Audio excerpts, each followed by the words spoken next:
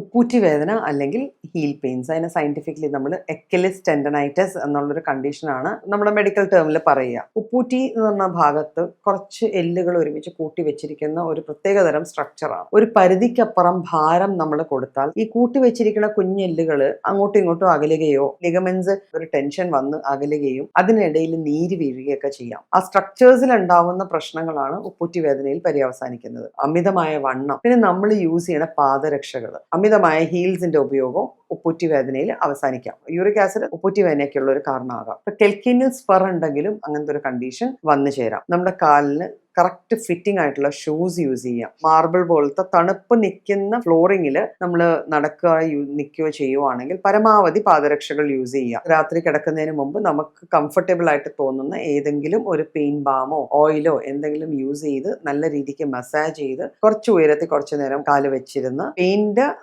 അളവിൽ ഒരു ചെറിയ കുറവ് നമുക്ക് വരുത്താൻ പറ്റും. പക്ഷേ ഇത് കലശലായ വേദന നിലനിൽക്കുന്നുണ്ടെങ്കിൽ ഉറപ്പായിട്ടും ചികിത്സ തേടണം.